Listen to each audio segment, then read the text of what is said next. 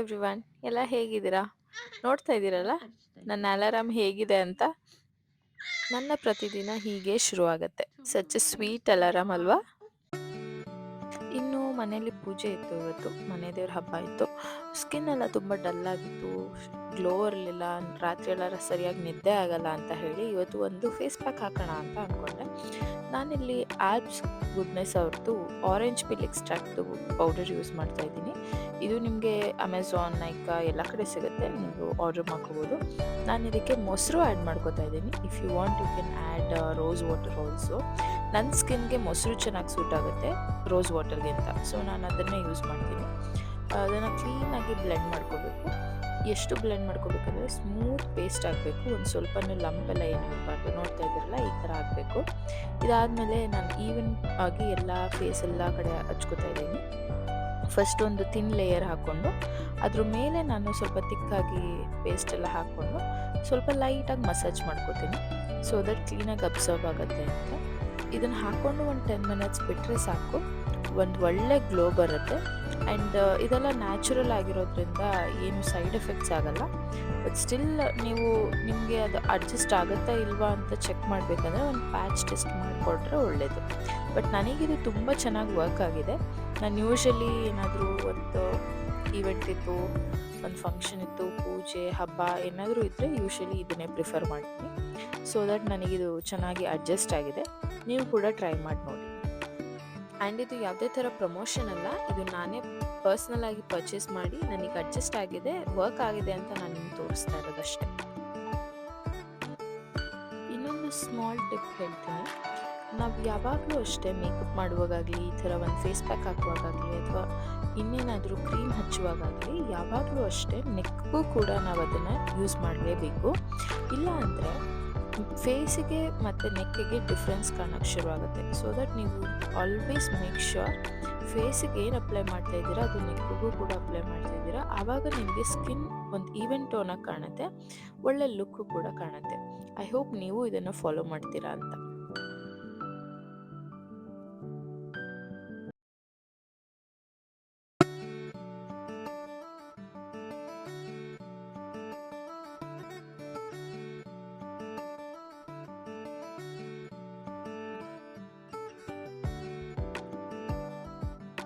ನೋಡ್ತಾ ಇದ್ದೀರಾ ಅಲ್ವಾ, ಫೇಸು ಎಷ್ಟು ಗ್ಲೋ ಆಗಿ ಕಾಣಿಸ್ತಾ ಇದೆ, ಎಷ್ಟು ಫ್ರೆಶ್ ಆಗಿ ಕಾಣಿಸ್ತಾ ಇದೆ ಅಂತ. ನೀವು ಈ ಥರ ಟ್ರೈ ಮಾಡಿ ನೋಡಿ, ನಿಮಗೂ ಇದು ಇಷ್ಟ ಆಗ್ಬೋದು.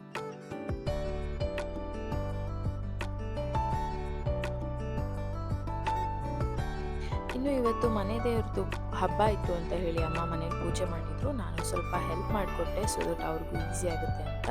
ಬೇಗ ಬೇಗ ಪೂಜೆ ಮುಗಿಸಿ, ಅಡುಗೆ ಮುಗಿಸಿ, ತಿಂಡಿ ಮುಗಿಸಿ ಎಲ್ಲ ಮುಗಿಸ್ಕೊಂಡು ನಾವು ಒಂದು ಇಂಪಾರ್ಟೆಂಟ್ ಕೆಲಸ ಇತ್ತು ಅಂತ ಹೊರಟ್ವಿ. ಏನು ಅಂತ ಹೇಳ್ತೀನಿ ಬನ್ನಿ. ಸಿಂಬಂಗೆ ಇವತ್ತು ಇಯರ್ ಪಿಯರ್ಸಿಂಗ್ ಮಾಡಿಸ್ತಾ ಇದ್ದೀವಿ.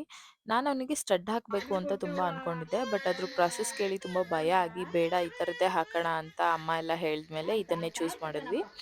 ನನಗೆ ಅವನ್ನ ಇಟ್ಕೊಂಡು ಕಿವಿ ಚುಚ್ಚಿಸೋಷ್ಟು ಧೈರ್ಯ ಇರಲಿಲ್ಲ, ಸೊ ಡ್ಯಾಡಿ ಇಟ್ಕೊಂಡಿದ್ರು, ಅಮ್ಮನೂ ಇಟ್ಕೊಂಡಿದ್ರು.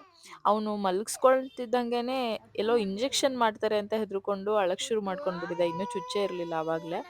ಬಟ್ ತುಂಬ ಭಯ ಆಗಿತ್ತು, ಹೆಂಗಾಗುತ್ತೋ, ಅವ್ನು ತಡ್ಕೊತಾನೋ ಇಲ್ವೋ, ಜ್ವರ ಗಿರ ಬಂದ್ಬಿಟ್ರೆ ಅಂತೆಲ್ಲ. ಬಟ್ ಆ ಥರ ಏನೂ ಆಗಲಿಲ್ಲ, ಹೀ ಈಸ್ ಫೈನ್ ನಾವು. ಆಮೇಲೆ ತುಂಬ ಅಳ್ತಾ ಇದ್ದ, ಅವರು ಚುಚ್ಚಿದ್ರಲ್ಲ ಅವ್ರನ್ನ ನೋಡಿಕೊಂಡು, ಇವರೇನ ಚುಚ್ಚಿದ್ದು ಅಂತೆಲ್ಲ ನೋಡಿಕೊಂಡು. ಒಂಥರ ಕ್ಯೂಟಾಗಿ ಕಾಣಿಸ್ತಾ ಇದೆ ಚುಚ್ಚಾದ್ಮೇಲೆ. ಅದು ಆ ನಗು ನೋಡಿದ್ಮೇಲೆ ಇದೆಲ್ಲ ಪ್ರಾಸೆಸ್ ಮರ್ತೋಯ್ತು. ಹೇಗೆ ಕಾಣಿಸ್ತಾ ಇದ್ದಾನೆ ಅಂತ ನಾನು ಮುಂದೆ ಹಾಕ್ತೀನಿ, ನೀವೇ ನೋಡಿ.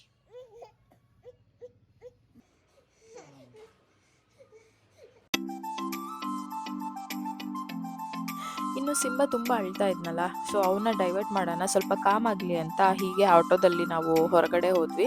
ಹೋಗ್ತಾ ಹೋಗ್ತಾ ರೋಡ್ ನೋಡ್ತಾ ಇದ್ರೆ ಎಷ್ಟು ಚಂದ ಅನಿಸ್ತಾ ಇತ್ತು. ಬೆಂಗಳೂರಲ್ಲಿ ಈ ಥರ ರೋಡ್ಸ್ ಇರಲಿ, ಈ ಥರ ಟ್ರಾಫಿಕ್ ಇಲ್ಲದೆ ಇರೋದಾಗಲಿ, ಈ ಥರದ್ದೆಲ್ಲ ಎಲ್ಲೂ ಸಿಕ್ಕದೇ ಇಲ್ಲ. ಎಷ್ಟು ಕಾಮಾಗಿರುತ್ತೆ, ಹೋಗ್ತಾ ಇದ್ರೆ ಹೋಗ್ತಾ ಇರೋಣ ಅನಿಸುತ್ತೆ ಅಲ್ವಾ.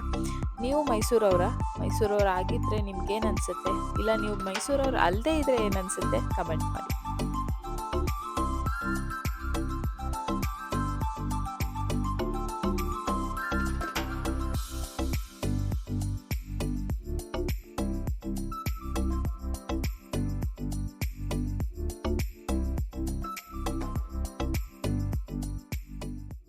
ನಮ್ಮಮ್ಮ ತುಂಬಾ ಬೆಕ್ಕುಗಳನ್ನ ಸಾಕ್ಬಿಟ್ಟಿದ್ದಾರೆ. ಅದರಲ್ಲಿ ಒಂದು ಬೆಕ್ಕು ಇವಾಗ 4 ಮರಿ ಹಾಕಿದೆ.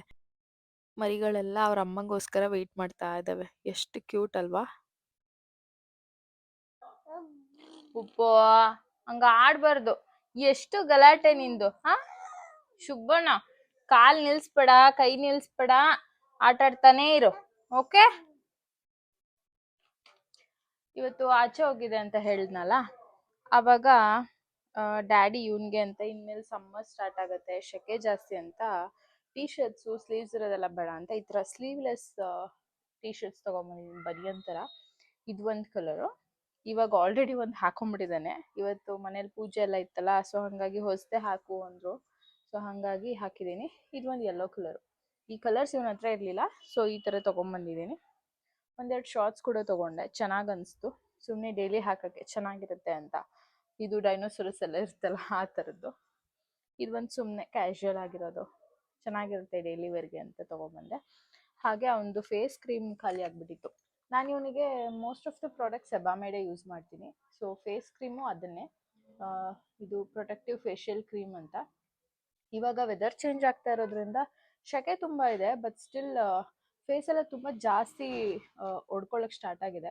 ಅವನಿಗೂ ಅಷ್ಟೇ ಸ್ಕಿನ್ ಡ್ರೈ ಆಗೋದು ಎಲ್ಲ ಆಗಿಬಿಟ್ರೆ ಕಷ್ಟ ಅಂತ ಹೇಳಿಬಿಟ್ಟು ಖಾಲಿ ಆಗೋದ್ರಲ್ಲಿತ್ತು, ಹಾಗಾಗಿ ತೊಗೊಂಡು ಬಂದೆ. ಇದಿಷ್ಟು ಇವತ್ತು ಆಚೆ ಹೋಗೋದಕ್ಕೆ ತೊಗೊಂಬಂದಿದ್ದಾಯಿತು. ಇನ್ನು ಅವನು ಕಿವಿ ಚುಚ್ಸಿದ್ದೀವಿ, ನೋವಿರುತ್ತೆ, ಹೆಂಗೆ ರಿಯಾಕ್ಟ್ ಮಾಡ್ತಾನೋ ಹೆಂಗೋ ಏನೋ, ನೋವುತ್ತೇನೋ, ಅಳ್ತಾನೇನೋ, ನಿದ್ದೆ ಮಾಡ್ತಾನೋ ಇಲ್ವೋ, ಫೀವರ್ ಬಂದ್ಬಿಟ್ರೆ ಅಂತ ನಾನು ತುಂಬ ಹೆದರ್ಕೊಂಡಿದ್ದೆ. ನೋಡಿದ್ರೆ ಇವನು ತರಲೆ ಥರ ಆಟ ಆಡ್ತಾ ಇದ್ದಾನೆ.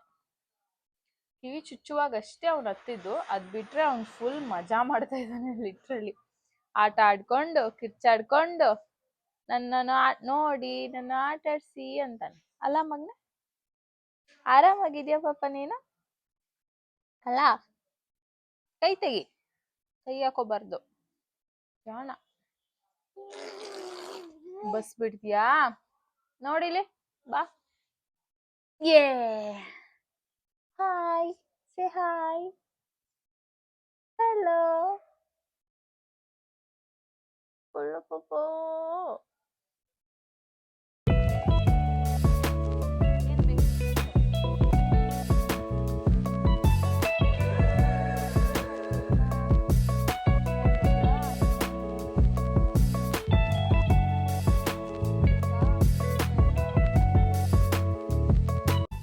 ನೋಡಿದ್ರಲ್ಲ, ಇದಾಗಿತ್ತು ನನ್ನ ಇವತ್ತಿನ ಬ್ಲಾಗ್.